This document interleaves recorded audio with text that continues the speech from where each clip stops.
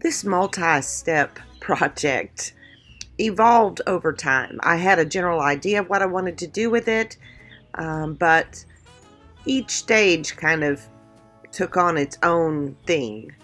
I started with this sign from Hobby Lobby in the woodpile section. Every now and then they have 40% off. It was $10.99, so I got it for $6.60. I wanted to do a tin can pocket posy on the top of this sign, so I'm looking at it there. I've already prepared my can. Although shiny metal, galvanized metal might have its place in decor, I did not want this shiny. So I am going to age it with just some common household products to make it look all rusty. So the first thing I had to do was take this apart. There are professional rust aging kits out there that you can buy for metal, but you know, $12, $15 for a small little bottle. So I am using just standard household products. Now I'm laying out these items on a tray and then the tin can in an actual plastic Tupperware container. The first step is to pour just plain old salt over it all. And then you're going to cover it in vinegar. Ideally, that galvanized piece would have been probably faster to rust if I had had it completely submerged. But first of all, I didn't have a bucket big enough, and secondly, I didn't have enough vinegar to do that. So then you pour the vinegar over the item. Of course, it's going to remove the salt and push it around, so we're going to add some more salt. Now, to make sure that it kind of stayed covered, I decided to use just some rags and soaked it and laid the rags on the top. And this I left overnight. Now, if you had it completely submerged, you could probably get the same results in about 5 or 6 hours. It's the next morning and I'm putting on some rubber gloves to remove all that. Vinegar is pretty stinky, and the salt, if you have a cut in your hand, it doesn't feel very good. Neither does the vinegar.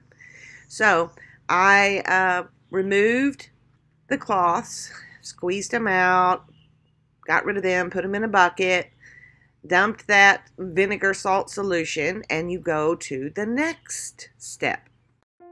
For step 2 of this process, we're still using salt, but instead of vinegar, we're going to use hydrogen peroxide. And y'all, boy, do you get a reaction with this. This is really the magic of the rusting process. And you don't really have to wait very long. I waited maybe an hour, hour and a half, because I wanted to really let it soak in and get all fizzy and rusty. While the metal was doing its thing, I went downstairs in the basement and started on the wood piece.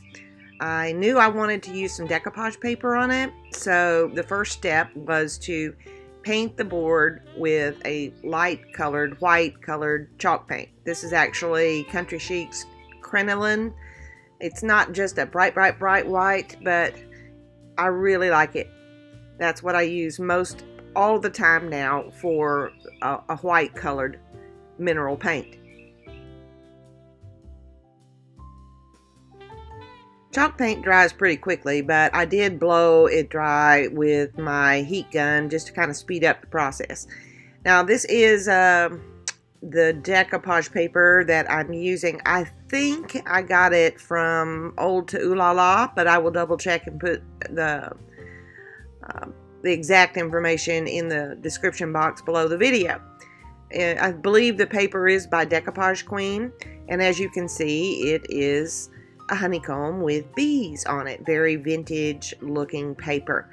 So I lay it out where I want it, and then using just plain old Mod Podge, I start at the bottom and apply just about an inch, inch and a half across. You also want to have handy a little piece of saran wrap because smoothing it down with that is really better than using your fingers. While the decoupage paper is drying, it's back outside to check on our rusty metal. And woo-wee, y'all, look at that fizzy stuff. Now, this is all just surface rust, but it still looks great. I basically just hosed it off with water, let it dry completely, and then you will see that because it's surface rust, it will rub off on your hands. So the next step is to seal it.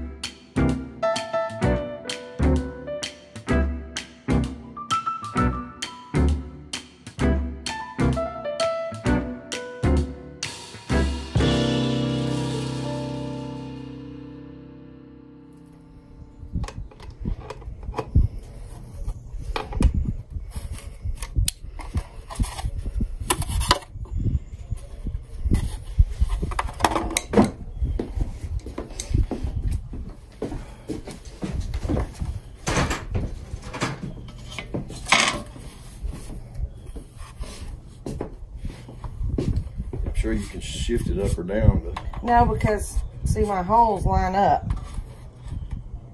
and that won't look right, and if I ship it the other way it won't look right, so it just is what it is.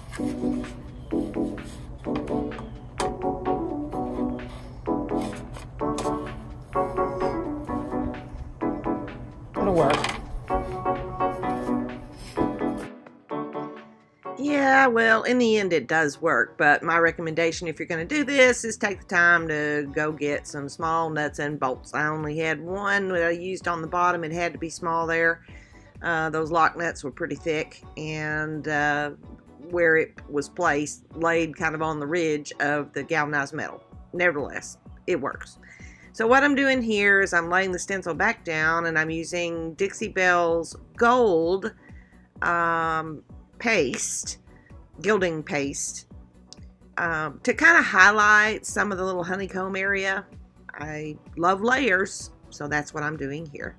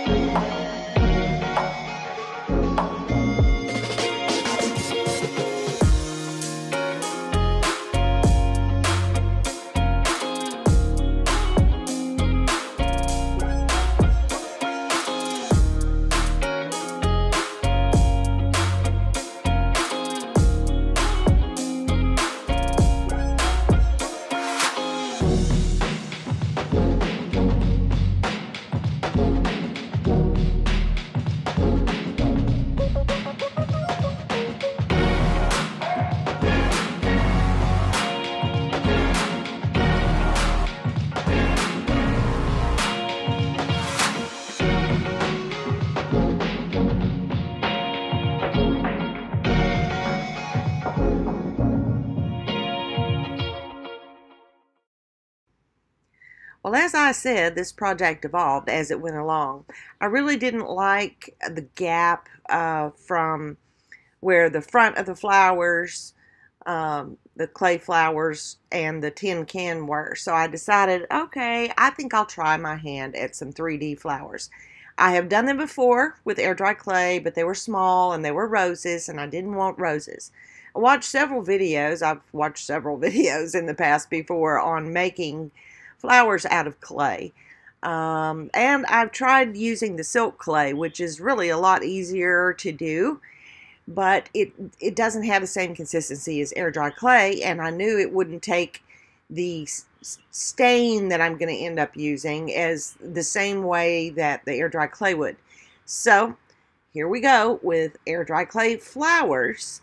I will say they are more fragile though, a lot more, they break a lot more easily, put it that way. But I'll just let you sit back and watch what I did.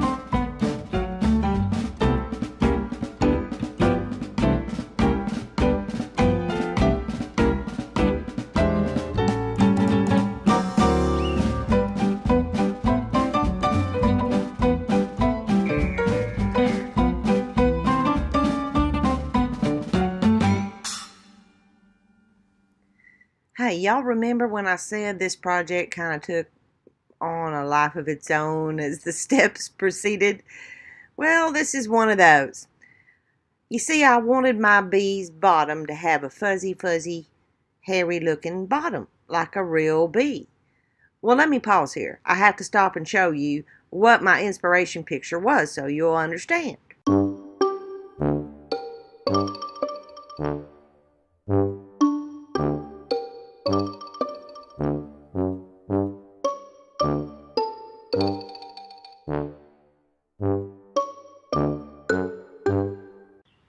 Well, if you've hung in here this long, good on you. Not too many more steps. Now here, I have let this dry overnight with the tape on there because I wanted to make sure that the curve was going to stay in that resin poured mold, the casting.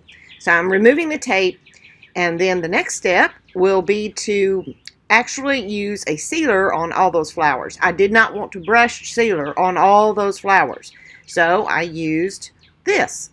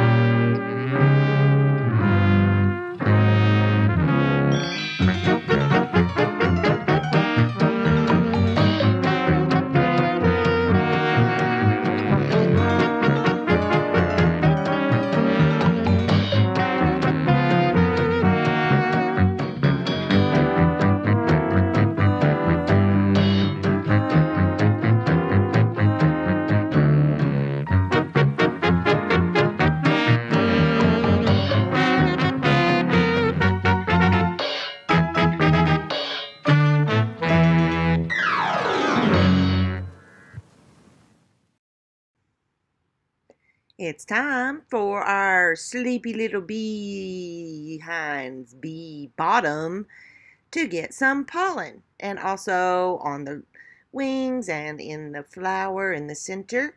And so what better than turmeric?